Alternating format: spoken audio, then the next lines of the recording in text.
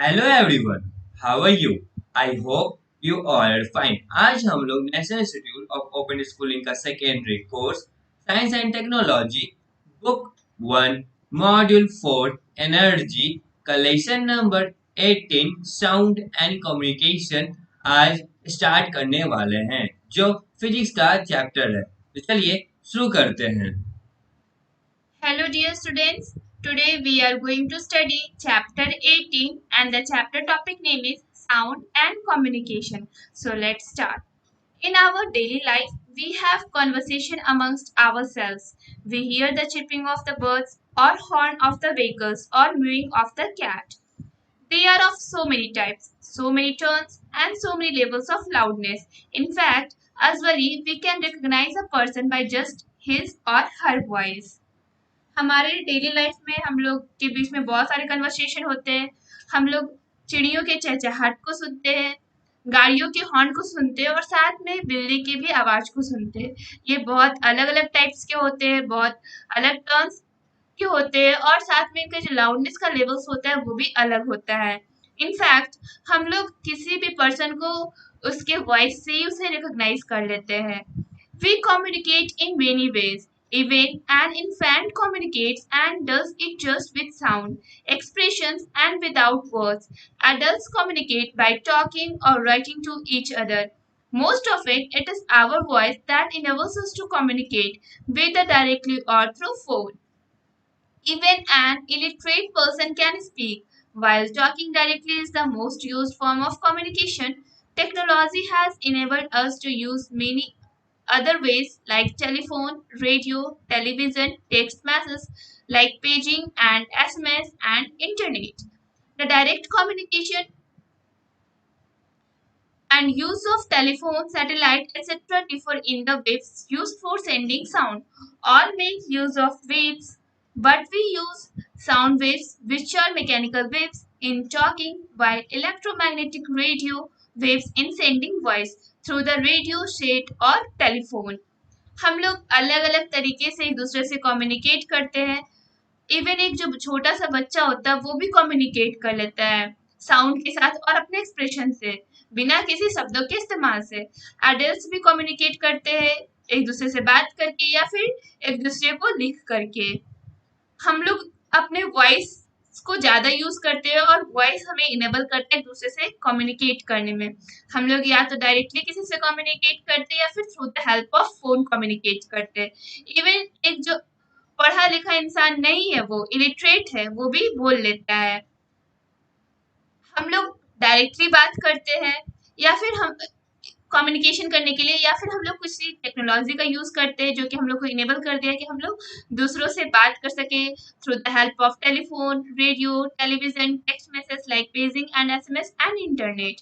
हम लोग direct communication करते हैं एक दूसरे से टेलीफोन के यूज से, सैटेलाइट के यूज से। और इसमें हम लोग जो वेव्स है वो डिफरेंट रूप से हम लोग यूज करते हैं साउंड को सेंड करके। जितने भी वेव्स है हम लोग यूज करते हैं साउंड वेव्स को इसमें, जो कि मैकेनिकल वेव से हम लोग मैकेनिकल वेव की हेल्प से एक दूसरे से बात करते हैं, जबकि जो इलेक्ट्रोमैग्नेटिक रेडियो का जो वेव है वो हमारे वॉइस को सेंड करता है through the help of radio set और telephone. The next topic is characteristics and nature of the wave.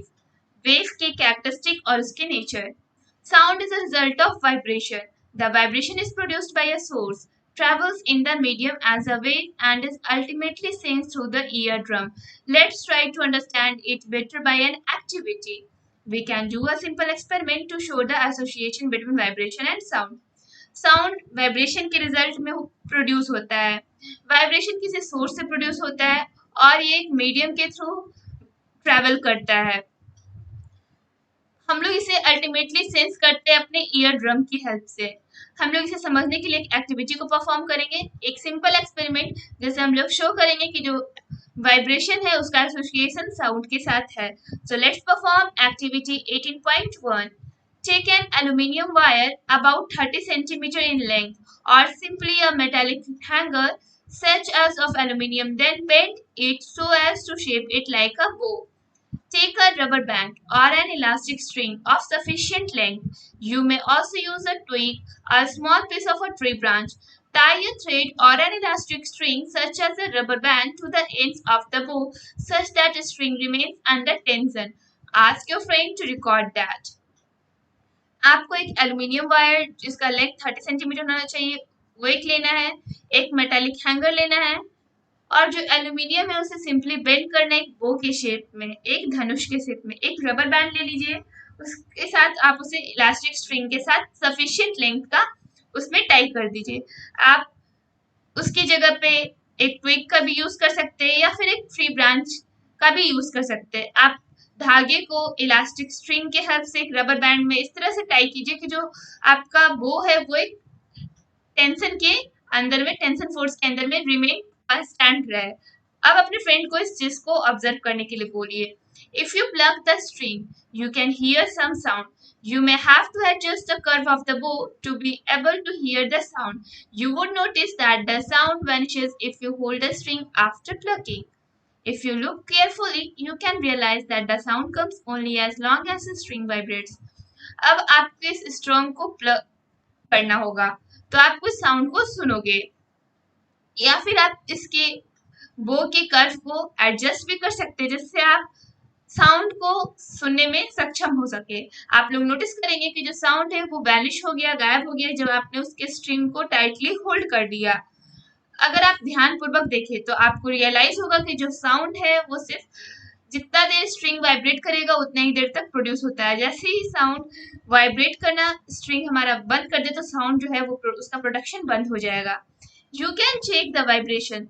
Take a small paper strip about a centimeter in length and add 2 to 3 mm in breadth. Bend it in middle to form a V and place it over the string. You may try the same with string instruments like guitar, sitar, and ektara, or even use powder or percussion instruments like tabla, drum, or dhol. If you leave a little powder or dust on the tabla and cause the membrane to vibrate, you may be able to see the vibrations. A gentle touch with fingertips will also tell you that vibrations are associated with sound in all these cases. If you strike a steel tumbler with a spoon, hear the sound, and then hold the tumbler with firm hand, the vibration will cease and so will the sound. अब vibrations को हम लोग check कैसे कर सकते हैं, तो इसके लिए एक स्मॉल पेपर स्ट्रिप चाहिए जिसका लेंथ 1 सेंटीमीटर होना चाहिए और इसका ब्रेथ 2 से 3 mm का होना चाहिए। इसे वी के शेप में बेंड करना है मिडल से और इसके स्ट्रिंग के ऊपर रख देना है। अब आप जो स्ट्रिंग जैसे कि स्ट्रिंग इंस्ट्रूमेंट्स है जैसे कि गिटार, सितार या फिर एक तारा, या फिर आप परक्यूशन इंस्ट्रूमेंट जैसे हम लोग बजाते हैं उस पर आप पाउडर या फिर डस्ट डाल के भी वाइब्रेशन को देख सकते हो। Percussion instruments like tabla, drum और ढोल, आपको थोड़ा सा पाउडर या फिर डस्ट तबला के ऊपर डालना है जिससे जो मेम्ब्रेन है वो वाइब्रेट करेगा। आप उस वाइब्रेशन को देखोगे। अगर आप जेंटली एक अपने फिंगर टिप से उस मेम्ब्रेन को टच करोगे तो वाइब्रेशन जो एसोसिएट हो रहा साउंड के साथ वो उस केस में दिखेगा। अगर आप स्टील टम्बलर को एक स्पून की हेल्प से स्ट्राइक करो तो उसका जो साउंड है वो आप सुनोगे। अगर आप टम्बलर को मजबूती से पकड़ लो तो जो वाइब्रेशन है वो सीज हो जाएगा और साथ में जो साउंड का प्रोडक्शन हो रहा है वो भी बंद हो जाएगा। Discuss the observations with your friends. Can you now conclude that the sound has an association with vibrations? These vibrations are transmitted in a medium mechanically, and that is how sound travels. It travels like a wave. A medium is a must for mechanical waves. Like sound to travel, we speak and expect to be heard, but it will surprise you to learn that without some aid, we can't converse on moon as we do here. This is because there is no air on moon. Actually, there is some, but very little, and sound needs a medium to travel. In contrast, we can receive electromagnetic waves from distant stars and artificial satellites in space, as electromagnetic waves need no medium to travel. A wave involves a periodic motion movement that repeats itself. It also transports energy. Let us understand waves better. तो इस observation को अपने friend के साथ discuss कीजिए। क्या आप conclude करने में एबल है कि जो साउंड है उसका एसोसिएशन वाइब्रेशन के साथ होता है। ये जो वाइब्रेशन है वो एक मीडियम के थ्रू ट्रांसमिट होता है मैकेनिकली। इसी वजह से जो साउंड है वो ट्रेवल करता है, और जो साउंड है वो एक वेव के थ्रू ट्रेवल करता है। एक मीडियम चाहिए मैकेनिकल वेव्स को, तभी साउंड ट्रेवल कर सकता है। हम लोग यहाँ पे बोल सकते हैं या फिर सुन भी सकते हैं, लेकिन ये सरप्राइज होगा आपके लिए कि हम लोग जैसे यहाँ पे एक दूसरे से कन्वर्स करते हैं, वैसे हम लोग मून पे एक दूसरे से बात नहीं कर सकते, क्योंकि वहाँ पे कोई एयर नहीं है। एक्चुअली वहाँ पे एयर है, बट बहुत ही कम मात्रा में है। And we know that sound needs a medium to travel. इसके अलावा हम लोग इलेक्ट्रोमैग्नेटिक वेव्स को अलग अलग स्टार्स और आर्टिफिशियल सैटेलाइट्स के थ्रू स्पेस में भेजते हैं, जो कि हम लोग जानते हैं कि जो इलेक्ट्रोमैग्नेटिक वेव्स है उसे किसी भी मीडियम की जरूरत नहीं होती है ट्रैवल करने के लिए। और जो वेव्स है वो एक पीरियोडिक मोशन इन्वॉल्व करते हैं, जिससे वो अपने आप को बार बार रिपीट करते रहते हैं अपने मोशन में, और यह एनर्जी को भी ट्रांसपोर्ट करते हैं। सो इसे समझने के लिए, हम लोग वेव्स को समझने के लिए आगे बढ़ते हैं। What happens if you throw a stone in a pool of water? You will see a disturbance of a circular shape moving from the point of fall of the stone outwards. क्या होगा अगर आप पानी वाले पुल में stone को फेंको? तो आप लोग एक सर्कुलर शेप में डिस्टरबेंस देखेंगे कि जो जिस पॉइंट पे आपने स्टोन को फेंका उसके आउटवर्ड साइड में मूवमेंट हो रहा है। We also observe that the disturbance is made up of a raised ring in water which seems to travel outward. Soon there is another similar circular feature originating at the same center and moving outward. This goes on for quite some time, even though there appears to be a movement of material. Actually, it is only the position of the disturbance that is changing. This is a wave and is made up of raised part, crest, and low part, trough. So, crest and trough are essential components of a wave. A wave transfers energy from one point to the other without medium particles moving from one point to the other. Thus, wave is clearly different from particle. तो हम लोगों ने ये भी observe किया कि जो disturbance ring के द्वारा रेज किया जा रहा है वाटर में, वो आउटवर्ड की ओर ट्रेवल हो रहा है, और जैसे ही एक वेव आउटवर्ड की ओर ट्रेवल किया तो सेम पॉइंट से एक दूसरा वेव आउटवर्ड की ओर ट्रेवल करेगा, और ये जो थोड़ी देर तक लगातार होते रहता है वेव का मूवमेंट। अगर हम लोग का जो मूवमेंट है मटेरियल का, हम लोग उसे देख रहे हैं, तो एक्चुअली वो अपने पोजीशन पे होता है और वो डिस्टरबेंस को चेंज करते रहता है। ये जो वेव है वो रेस्ट पार्ट क्रेस्ट से बना हुआ था, उसका जो लो पार्ट उसे हम लोग ट्रो बोलते हैं, और जो क्रेस्ट और जो ट्रो है वो एक एसेंशियल कंपोनेंट है वेव का। वेव एनर्जी को ट्रांसफर करता है one point two another without the medium particles. वो मीडियम पार्टिकल्स का हेल्प नहीं लेता है, बट वो एनर्जी को ट्रांसफर करता है one point two the other point. इसलिए हम लोग कह सकते हैं कि जो वेव है वो डिफरेंटली पार्टिकल से अलग है। Understanding the nature of sound requires observations. We observe a flute player continuously shifting fingers over who's to produce different notes while playing a tune. Similarly, a sitar player also keeps pressing the string at different points touching different frets. Padna in Hindi. When you strike an empty glass with a spoon and when you strike one filled with water, different notes are produced. तो चलिए अब हम लोग sound के अलग अलग notes को observe करते हैं, उसके नेचर्स को ऑब्जर्व करते हैं।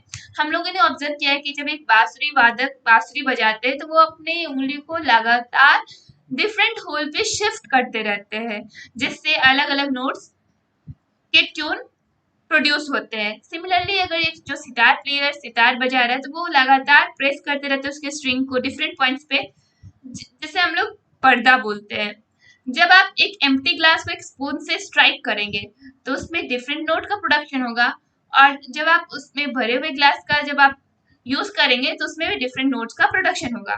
The science of sound helps us in understanding the reasons behind such things. Besides, the understanding of sound has enabled scientists to devise gadgets which are very useful. These include hearing aids, sound instruments like speakers, sound recording, and sound amplifying devices, etc. We shall also learn about various technological tools that have been developed to improve communication. By improvement, we mean we can communicate to more people at greater distances and with more clarity. तो sound का science हमें help करता है ऐसे ऐसे जो चीजें हमारे यहाँ होती है साउंड्स के साथ, तो उसे अंडरस्टैंड करने में हमारे साइंस हेल्प करता है कि कैसे कोई भी वेव मूव कर रहा है। साउंड को ट्रैवल करने के लिए मीडियम की आवश्यकता होती है। इन सब के अलावा जो साउंड है हम लोग को इनेबल करता है, जो साइंटिस्ट ने हम लोग को इनेबल किया है बहुत सारे गैजेट्स जो कि हमारे लिए बहुत यूजफुल है अलग अलग साउंड्स को अंडरस्टैंड करने के लिए। इनके अलावा हमारे पास हियरिंग एड्स है, साउंड इंस्ट्रूमेंट जैसे कि स्पीकर्स हो गया, साउंड रिकॉर्डिंग मशीन हो गया, फिर साउंड एम्पलीफाइंग डिवाइस हो गया। हम लोग वेरियस टेक्नोलॉजिकल टूल्स के बारे में पढ़ेंगे जो कि डेवलप किया गया है हमारे कम्युनिकेशन को इम्प्रूव करने के लिए। हमारा इम्प्रूवमेंट से मतलब है कि हम लोग जो कम्युनिकेट करते हैं ज़्यादा लोगों के साथ, हम लोग कम टाइम में एक बार में हम लोग जो ग्रेटर डिस्टेंसेस पे लोग बैठे उनसे कम्युनिकेट कर सकते हैं और ज़्यादा क्लैरिटी के साथ कर सकते हैं। Representing a wave, we need to describe a friend by name, height, color, gender, etc. for identifying. Similarly, we have to specify some qualities that we shall call parameters for wave description. A wave is represented in terms of its wavelength, amplitude, frequency, and time period. तो हम लोग अगर किसी friend को describe करते हैं तो हम लोग उसके नाम, हाइट, कलर, जेंडर को पहले रिकॉग्नाइज करते हैं, उसके बाद से हम लोग आइडेंटिफाई करते हैं। उसी तरह से जब हमें वेव्स को डिस्क्राइब करना है, उसके डिस्क्रिप्शन को बताना है, तो हम लोग उस कुछ पैरामीटर्स को यूज करते हैं, जैसे कि कुछ टर्म्स है जिसकी रिप्रेजेंट किया गया है, वेवलेंथ, एम्पलीट्यूड और frequency and time period. Now what is amplitude? The maximum height of the wave. Wave के मैक्सिमम हाइट को एम्पलीट्यूड बोला जाता है। Wavelength, the distance between adjacent throws or adjacent crests measured in unit of length such as meters and expressed by symbol lambda. For longitudinal waves, it will be distance between two successive rarefactions or compressions. Wavelength किसको बोलते हैं? तो जो adjacent throws है और adjacent crest है उनके बीच के डिस्टेंस को हम लोग वेवलेंथ बोलते हैं और इसे हम लोग मेजर करते हैं यूनिट ऑफ लेंथ जो कि मीटर है और इसे हम लोग एक्सप्रेस करते हैं सिंबल लैम्डा के थ्रू। लॉन्गिट्यूडिनल वेव के लिए हम लोग डिस्टेंस को टू सक्सेसिव रेयरफैक्शंस और कंप्रेशंस के बीच में मेजर करते हैं। Time period, this defines the time it takes for one complete wave to pass a given point measured in seconds. तो टाइम पीरियड को हम डिफाइन कैसे करेंगे? जो वेव है वो एक कंप्लीट वेव को पास करने में गिवन पॉइंट तक कितना टाइम लेता है और हम लोग इसे मेजर करेंगे सेकंड में। Frequency, the number of complete waves that pass a point in 1 second measured in hertz. तो हम लोग ये देखेंगे कि जो वेव है कंप्लीट कर लिया, वो एक गिवन पॉइंट तक 1 सेकंड में पहुंच गया, तो हम लोग उसे मेजर करेंगे हर्ट्ज में और इसका सिंबल है HZ। स्पीड और velocity, speed is defined as the distance traveled by a wave disturbance in 1 second and is measured in meter per second. Speed is scalar quantity while velocity is a vector quantity. हम लोग wave speed को define करेंगे कि जो distance उसने travel किया है wave disturbance में 1 सेकंड में और इसे हम लोग मेजर करेंगे मीटर पर सेकंड के हिसाब से। स्पीड स्केलर क्वांटिटी है जबकि वेलोसिटी एक वेक्टर क्वांटिटी है। Not all of these properties are independent. One can relate some. Period is inversely related to the frequency. This means if the frequency is high, the period will be low. This is understandable because frequency is number of times a wave completes a set of up and down movements or a set of crest and trough in 1 second. If this occur more frequently, it has to be done in very short time. Mathematically, one may see period t equal to 1 per n. तो ये जितने भी properties है वो independent नहीं है, कुछ एक दूसरे से रिलेट भी करते हैं। जैसे कि जो पीरियड है वो इनवर्सली रिलेटेड है फ्रीक्वेंसी से। इसका मतलब अगर फ्रीक्वेंसी हाई होगा तो पीरियड लो होगा। ये हमारे अंडरस्टैंडेबल है बिकॉज जो फ्रीक्वेंसी है वो नंबर ऑफ टाइम्स में जो वेव है वो कंप्लीट कर रहा है set of up and down movements, means वो अप जा रहा है और डाउन आ रहा है 1 सेकंड के बीच में। और ये ज्यादा फ्रिक्वेंटली कब होगा?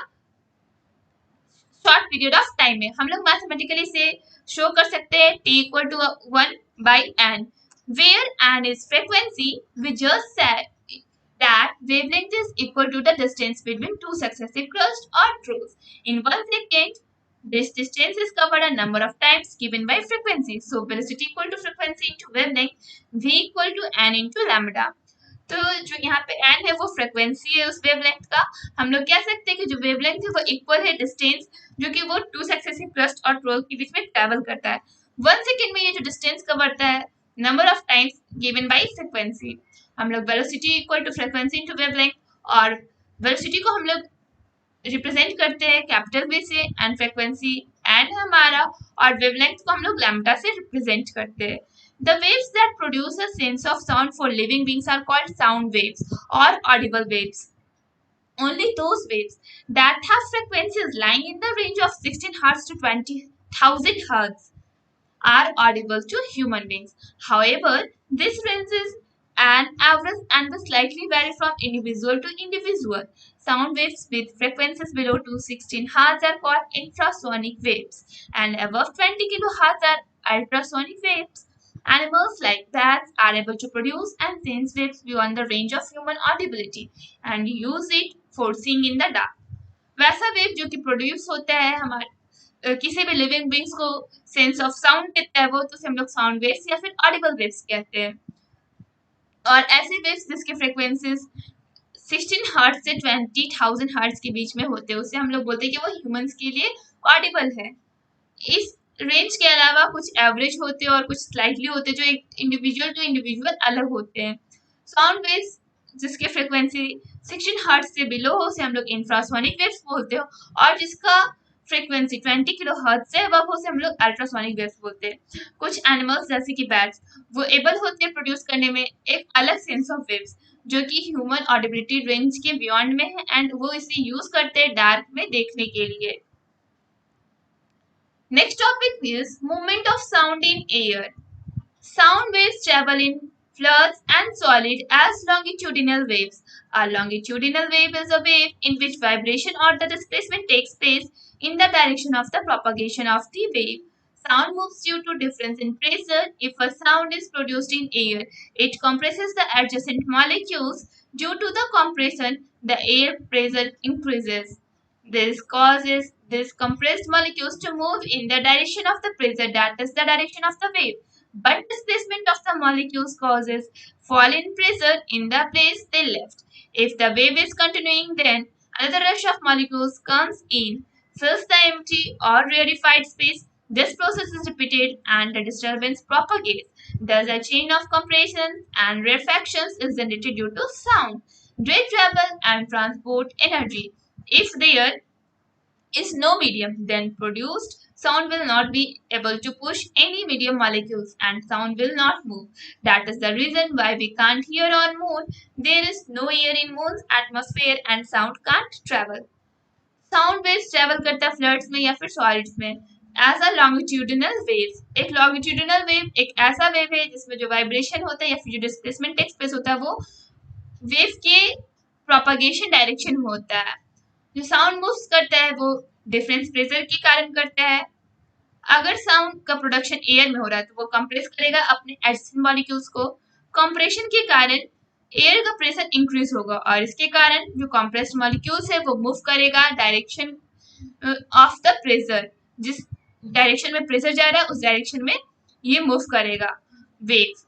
लेकिन जो डिस्प्लेसमेंट हो रहा है मॉलिक्यूल्स का उसके कारण जो प्रेशर है वो फॉल डाउन हो जाएगा जिससे वो प्लेस को लेफ्ट कर देगा, और जो वेव है वो इस चीज को लगातार करते रहेगा जब तक उसमें अनदर मॉलिक्यूल्स का रशिंग ना हो जाए और वो एम्प्टी या फिर रेरिफाइड स्पेस को फिल अप कर देगा। इस प्रोसेस को वो रिपीट करते रहता है जब तक उसमें जो डिस्टर्बेंस है वो प्रोपगेट होता रहे। और ये जो चेन है कंप्रेशन और रेयरफेक्शन का ये साउंड के द्वारा जनरेट होता है। वो ट्रैवल करते हैं और ट्रांसपोर्ट करते हैं एनर्जी को। अगर वहां पे कोई भी मीडियम नहीं है तो जो साउंड है वो प्रोड्यूस नहीं होगा, और वहां पे कोई भी मीडियम मॉलिक्यूल्स नहीं है कि जो साउंड को पुश करे धक्का दे जिससे साउंड मूव नहीं करेगा। इसी कारण हम लोग चांद पे एक दूसरे को हियर नहीं करते हैं क्योंकि वहां पे कोई हवा नहीं है एटमॉस्फेयर में जिससे साउंड ट्रैवल कर सके, तो वहां पे जो साउंड है वो ट्रैवल नहीं कर सकता है मून पे। And now based on your understanding try to solve in text question 18.1। Different types of waves. The waves can be of different types. This may be mechanical or electromagnetic. Mechanical wave is a term used for those waves that require a medium for traveling. Its speed is dependent on the properties of the medium, such as inertial and elastic properties. In other words, the speed of the wave will depend on how easy or difficult is it to displace the particles of the medium, that is to say, on their inertia, and on how those particles regain their original positions, which is the elasticity. तो waves different types के हो सकते हैं, वो mechanical हो सकते हैं, electromagnetic हो सकते हैं. मैकेनिकल वो हम लोग क्यों यूज करते हैं, उस वेव्स के लिए यूज करते हैं जो जैसे मीडियम के लिए मीडियम का रिक्वायरमेंट होता है ट्रैवल करने के लिए. इसका जो स्पीड है वो डिपेंड होता है इनर्शियल और इलास्टिसिटी पे. अदर वर्ड में जो स्पीड हम लोग कह सकते हैं कि जो उसका जो स्पीड है वेव का वो डिपेंड करता है कि कितना इजी या डिफिकल्ट है इसे डिस्प्लेस करना पार्टिकल्स को किसी मीडियम से, या फिर जो दोज पार्टिकल जो कि रिगेन करते हैं अपने ओरिजिनल पोजीशन को इलास्टिसिटी के थ्रू. An electromagnetic wave results from an acceleration of charge. It doesn't require a medium to travel. It can travel through vacuum such as lights to waves which travel from stars through empty space to reach us. The electromagnetic waves has electric and magnetic fields associated with it. The two fields, electric and magnetic, are perpendicular to each other and also to the direction of propagation. When we mention the wavelength of an electromagnetic wave, we don't mean any physical separation between any crests or throws or between rarefactions and compressions. This is because sound wave creates low and high pressure points in traveling through, say, air. But the electromagnetic wave needs to medium, so there are no material throws or crests or material rarefactions and compression. It moves with the velocity of light was 2.997925 into 10 to the power 8 meter per second, that is 2.9997925 lakh kilometer per second in free space. तो जो electromagnetic wave है वो charge की acceleration में produce होता है. इससे किसी भी मीडियम की जरूरत नहीं होती है कि वो उस मीडियम से ट्रैवल करे. ये एक वैक्यूम में भी ट्रैवल कर सकता है, जैसे कि लाइट का जो वेव है वो ट्रैवल करता है स्टार से या फिर जो एम्प्टी स्पेस से ट्रैवल किया तब हमारे तक पहुंचता है. वो जो इलेक्ट्रोमैग्नेटिक वेव्स है उसमें इलेक्ट्रिक और मैग्नेटिक दो फील्ड्स एक साथ एसोसिएटेड होते हैं. ये जो दोनों फील्ड है इलेक्ट्रिक और मैग्नेटिक ये एक दूसरे के परपेंडिकुलर होते हैं और एक प्रोपगेशन डायरेक्शन में ये ट्रैवल करते हैं. जब हम लोग वेवलेंथ को मेंशन करते हैं तो जो इलेक्ट्रोमैग्नेटिक वेव है हम लोग इसका मतलब ये नहीं कि ये फिजिकल सेपरेशन है क्रेस्ट और थ्रो से, लेकिन इसमें जो रेयरफैक्शंस और कंप्रेशंस होता है ये अलग है. ये साउंड ऐसा इसलिए होता है क्योंकि जो साउंड वेव क्रेस्ट क्या करता है लो और हाई प्रेशर को क्रिएट करता है जहाँ पे वो जिस पॉइंट से ट्रैवल करता है, जैसे कि एयर. और जो इलेक्ट्रोमैग्नेटिक वेव है उसे किसी भी मीडियम की जरूरत नहीं होती है और इसे ना ही किसी मटेरियल की जरूरत होती है. जो ट्रोज और क्रेस्ट है या फिर जो मटेरियल होते हैं रेयरफैक्शंस और कंप्रेशन के लिए इसे इसकी जरूरत नहीं होती है. ये लाइट वेलोसिटी इसका क्या होता है 2.9997925 into 10 to the power 8 meter per second. It means क्या कि 2.9997925 लाख पर किलोमीटर फ्री स्पेस में ट्रैवल कर सकता है light. When thinking about movement of sound wave in a medium, we should always remember that the medium is a collection of particles. Movement of one particle can affect the other particles. You may have seen bicycles falling when parked in a row closely and one of them gets pushed accidentally when the adjacent bicycles start falling in sequence. Here also we see a wave, a movement of a disturbance. Hence, one cycle imparts energy to the next bicycle which transfer it to the next and so on. Here also there is a disturbance traveling without the medium component. The bicycle is moving to the end. The sound wave is a mechanical wave, but light waves, infrared rays, X-rays, microwaves, radio waves, etc. are electromagnetic. In short, EM. Gamma rays are also EM waves and result from radioactive decay of nuclei of atoms. Compared to sound waves, the EM are much more energetic. They travel at the velocity of light, that is about 3 lakh kilometers per second in vacuum. In comparison, the sound waves travel very slowly. In air, It travels at 330 meter per second. The velocity of sound in some media is given in the table, which shows that sound moves faster in the solids than in gases or liquids. जब हम लोग movement of sound के बारे में सोचते हैं तो जिसमें मीडियम है साउंड वेव में, वो भी एक हम लोग उसे रिमेम्बर कर सकते हैं कि जो मीडियम है वो एक कलेक्शन है पार्टिकल्स का। जो वन पार्टिकल मूव करते हैं तो वो अदर पार्टिकल्स को भी अफेक्ट करते हैं। आप लोगों ने कभी देखा होगा कि जब एक रो में बाइसाइकिल को पार्क किया गया है, जब उसमें एक बाइसाइकिल गिरता है तो वो दूसरे गलती से गिर गया, एक्सीडेंटली हम लोगों ने किसी ने जाके गलती से उसको पुश कर दिया या फिर गलती से वो गिर गया, तो जो उससे अलग में साथ में एडजस्टेंट जो बाइसाइकिल है वो भी गिरते चले जाते हैं सीक्वेंस के साथ। जो फर्स्ट बाइसाइकिल है वो दूसरे को एनर्जी इम्पार्ट किया, जो दूसरा है वो तीसरे को इम्पार्ट किया, इसी तरह जो एनर्जी है वो first level to last level तक ट्रांसफर होते जाता है। इसमें जो ट्रैवलिंग है हमारा मीडियम कंपोनेंट का, वो एक दूसरे को डिस्टर्ब करता चला गया एंड टू एंड। और जो साउंड वेव है वो एक मैकेनिकल वेव है, लेकिन जो लाइट वेव्स है जैसे कि infrared rays, X rays, microwaves, radio waves, ये सब इलेक्ट्रोमैग्नेटिक वेव्स है। जो गामा रेज है वो भी इलेक्ट्रोमैग्नेटिक वेव्स है, एंड इसके कारण जो रेडियो एक्टिव डिके होता है न्यूक्लियस ऑफ एटम्स, तब हम लोग का गामा रे का प्रोडक्शन होता है। और साउंड वेव्स के कंपेयर में जो इलेक्ट्रोमैग्नेटिक वेव्स है वो ज्यादा एनर्जेटिक होता है। वो ट्रेवल करते हैं लाइट वेलोसिटी के हिसाब से 3 लाख किलोमीटर पर सेकेंड इन वैक्यूम। वैक्यूम में वो ट्रेवल कर रहे हैं, और इसके मुकाबले जो साउंड वेव्स है वो बहुत ही धीरे धीरे ट्रेवल करते हैं। एयर में वो ट्रेवल करते हैं 330 मीटर पर सेकेंड, और जो वेलोसिटी होता है साउंड का किसी मीडियम में वो एक टेबल में दिया गया है यहाँ पे 18.1, which shows velocity of sound in different materials. Steel and medium of steel, velocity कितना है इसका 5200 मीटर पर सेकेंड। वाटर 1520 मीटर पर सेकेंड, एयर 330 मीटर पर सेकेंड, ग्लास 4540 मीटर पर second, silver 3650 meter per second. Such difference in the velocities of light and sound means if there is an event in the sky which produces light and sound both, we shall see the light almost instantly, but it will be a white before we hear it. When there is a lightning in the sky, we see the light before we hear the sound. Mechanical wave can be either transverse or longitudinal, while the electronic wave is only transverse. The transverse wave is one in which the motion of wave and of the particles are perpendicular to each other. In a longitudinal wave, the motions are in the same direction. The sound wave can be of two types, transverse and longitudinal. तो जो velocity है light और sound का बहुत ही एक दूसरे से difference है।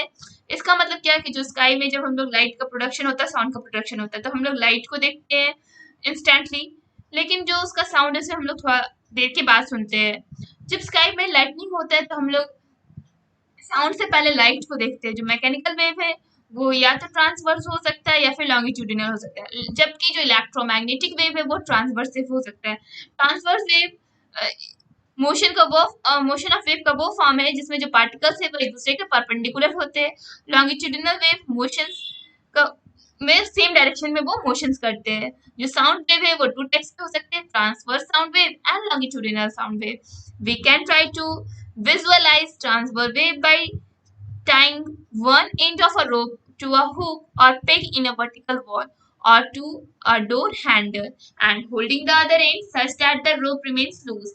We can demonstrate a transverse wave traveling along the rope if we quickly give up and down jerk or even in horizontal plane to the rope at our end. We see the wave traveling between our hand and the peg. The points on the rope move perpendicular to the rope and wave. This is the transverse wave. As the particles of the medium move perpendicular to the direction of wave movement. In the example of wave, when we throw a stone in stationary water in a pool or pond, it is more complex. But here we confine to what happens on the surface. We see that on water surface the waves move from the center of to the shore. If we see a duck or a small paperboard there, it oscillates up and down with water that it goes up temporarily, after which they come back to their mean positions without shifting the position horizontally. That makes it और transverse wave. हम लोग इसे visualise करने की कोशिश करेंगे। Transfer wave को हम लोग एक रस्सी लेंगे, उसे हुक से बांध देंगे और वर्टिकली वॉल से, ठीक है, या फिर डोर हैंडल से उस दूसरे एंड को हम लोग होल्ड करेंगे अपने हैंड में और इसे हम लोग लूज रखेंगे। हम लोग इसे डेमोन्स्ट्रेट करेंगे कि जो ट्रांसफर वेव है वो ट्रेवल करेगा रोप के सहारे। अगर हम लोग इसे गिव अप और डाउन मीन्स जब इसको झटका देंगे हॉरिजॉन्टली प्लेन पे ऊपर और नीचे करेंगे रस्सी को, तो हम लोग देखेंगे क्या चीज कि जो हमारे हाथ में जो रस्सी है वो क्या है, इसमें जो वेव है वो ट्रेवल कर रहा है हमारे हाथ से, जो हम लोगों ने रस्सी को बांध दिया है डोर हैंडल से वहां तक, ठीक है। तो ये परपेंडिकुलर जो रोप और जो वेव है वो मूव कर रहे हैं। ये कौन सा वेव है, ट्रांसवर्स वेव है, और इसके जो पार्टिकल्स है वो मीडियम से मूव कर रहे हैं परपेंडिकुलर डायरेक्शन में वेव के मूवमेंट में। इसका जो एग्जांपल है कि जब हम लोग स्टेशनरी वाटर में किसी पॉन्ड है उसमें स्टेशनरी वाटर में पानी एकदम रुका हुआ है, हम लोग उसमें एक स्टोन को फेंकेंगे तो क्या होगा कि उसमें कॉम्प्लेक्स वेव का प्रोडक्शन होगा। और हम लोग देखेंगे कि जो वाटर सरफेस है उसमें वेव्स जो मूव कर रहा है सेंटर से शोर की ओर, मीन जो बीच से वेव मूव कर रहा है किनारे की ओर। हम लोग जब देखेंगे कि जो डक है या फिर जो स्मॉल पेपर बोट है वो ऑसिलेट कर रहा है अप एंड डाउन और वाटर के साथ, लेकिन ये टेम्परेरी हो रहा है, ये फिर अपने मेन पोजीशन पे वापस आ जाता है बिना हॉरिजॉन्टली पोजीशन को शिफ्ट किए हुए। इसे हम लोग ट्रांसवर्स वेव बोलते हैं। In a longitudinal wave, the displacement of the particles and propagation of the wave are in the same direction. For instance, if we blow a horn, speak, or quickly move an object in air, we are pushing the air molecules.